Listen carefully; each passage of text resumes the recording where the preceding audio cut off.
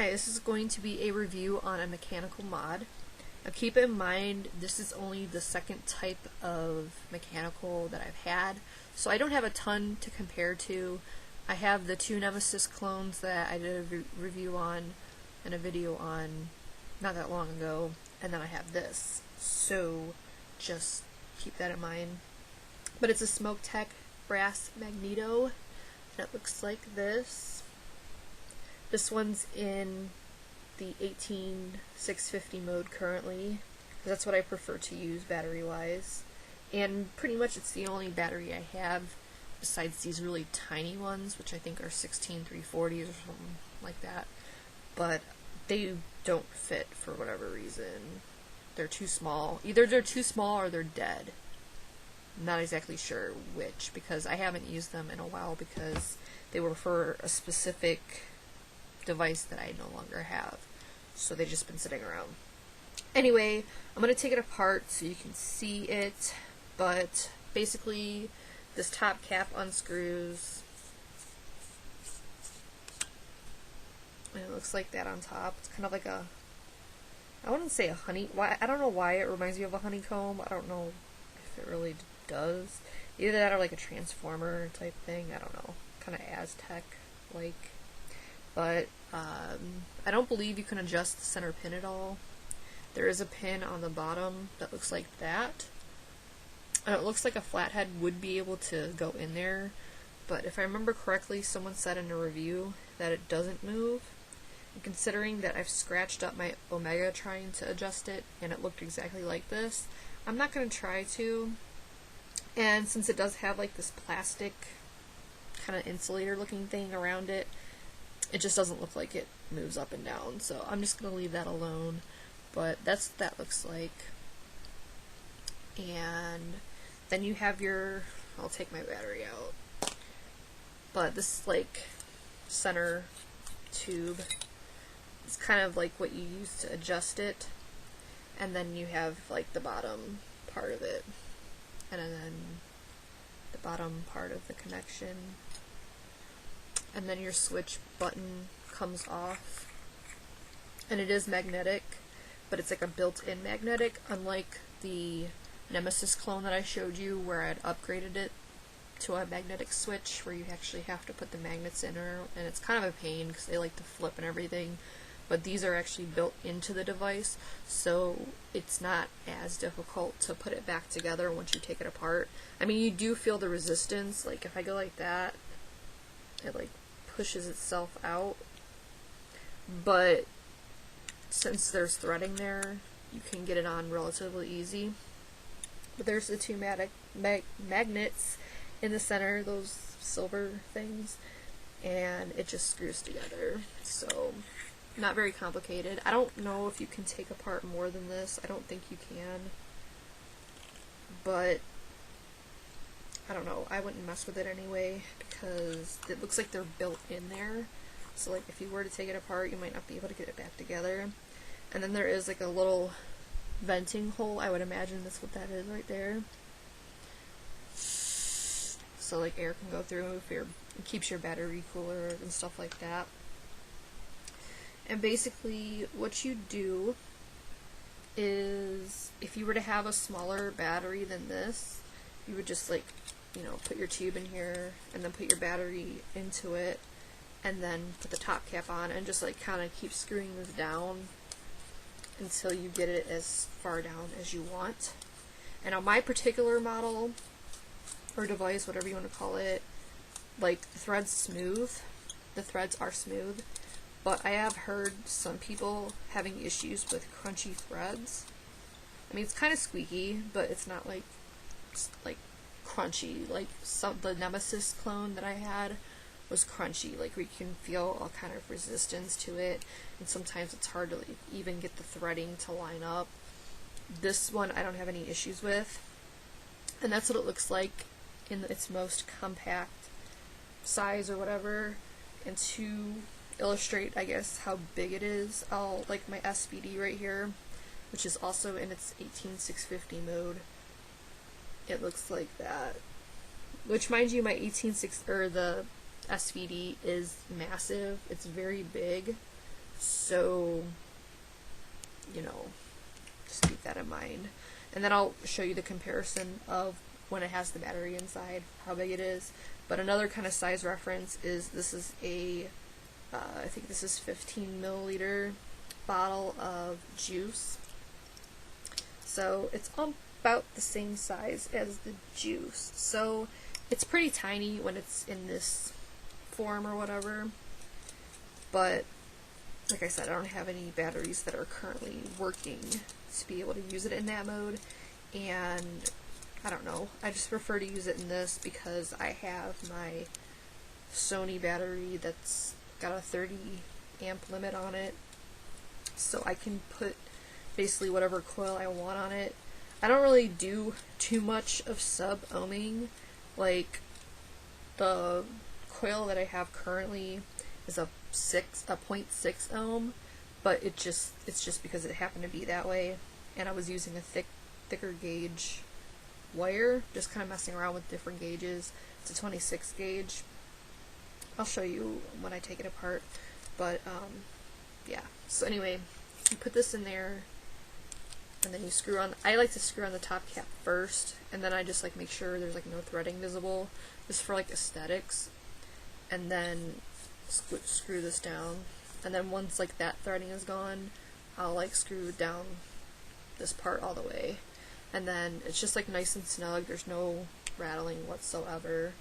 Like, that was another thing, because like this version might be different, because like P. Basardo did a review on the, I think it's the silver one, the silver version of this, and he said like his, like, the body was like kind of not secure, and there was like a little bit of rattling. But in this version, I don't know if they upgraded it or what, but it doesn't do that. And it also, I think he was the one that said the threading was a little bit crunchy, not so great, but mine is just fine. So I don't know, like I said, if they've corrected that or what.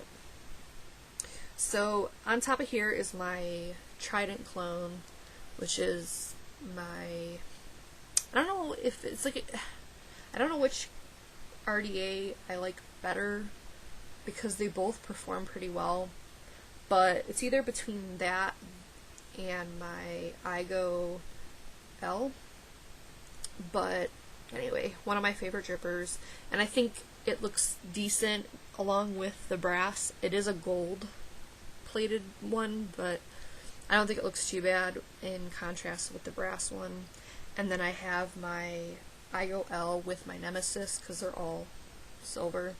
But anyway, this is my coil right here. It's just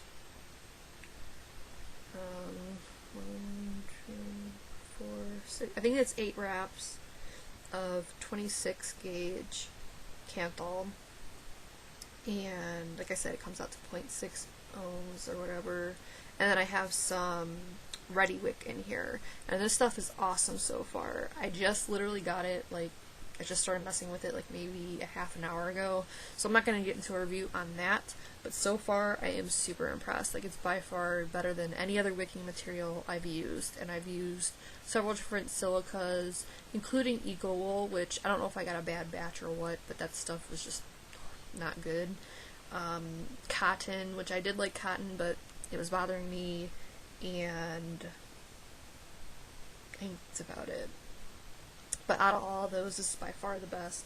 But anyway, so that's what that, you know, material is in there. And, you know, it fires. Why is it? Okay, there we go. Now, the only thing that kind of is a little bit is, like, the button is kind of resistant. Like, you definitely have to, like, mean to push it. But in the same token, that means that if you set it down somewhere, like just on the button, it's less likely to fire. And the locking ring actually does work. It's not a locking ring. Why is it unscrewing? Oh, there we go. Okay. I don't use a locking ring, so that's why I'm like not very... But as you can see, like the button is completely, like, not covered, but it's not going to be touching whatever you're setting it on. So like there's like a little like gap of like where you can see that it like encompasses the entire like switch or button or whatever, so it's not gonna fire. Whereas like my Nemesis clone, I was always really iffy on whether that would fire if it was in my purse or if I sat it down or anything. And even with this, I'm just paranoid, so I just take my battery out when I'm not using it. But I think that you would be just fine if you did use this locking ring. So, and it's nice and smooth, there's no issues with that. That's if you turn it the right way. But anyway, so that's great. And as far as vaping goes, I mean, a vape's great, but I mean, it's a mechanical mod, so anything besides like maybe a voltage drop, it's really not going to be much different. It just depends on what you've attached to it. I don't know what the volt drop is on this or anything like that. I don't have anything to test it. But, I mean, it hits hard. Like, it's fine. Like, between this and my Nemesis, so far I am liking this Magneto more, merely because the button is super smooth. I don't have any issues with the Nemesis. It's crunchy, it's wobbly, it's just not, like, the design is just so much better in the Magneto.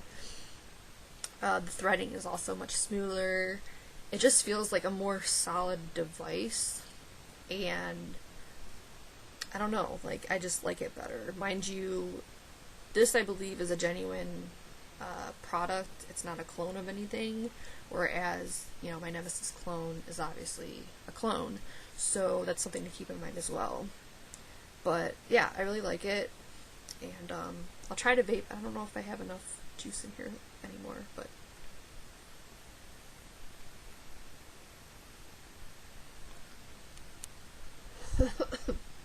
yeah, it definitely needs to it needs more juice.